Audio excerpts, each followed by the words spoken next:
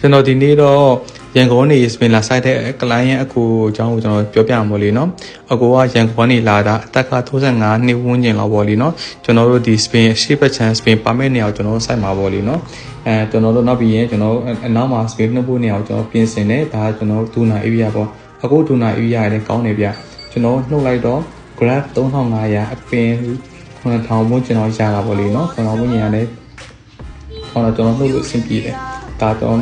မဆိုင်ခင်မနော်ကျွန်တော်တို့ before after ပုံလေးတွေပေါ့နော်အဲ့ဒါပြီးတော့ကျွန်တော်တို့ကဆက်ပြီးသွားရင် cloud နေထားရပါတယ်ခင်ဗျာငကိုထက်ဆိုင်အများကြီးကြီးကောင်းလာတယ်ဗျ speed ဒီ site စိုက်ထားတဲ့ spin တိုင်း spin တွေပြန်ထွက်လာမှာပေါ့လေနော်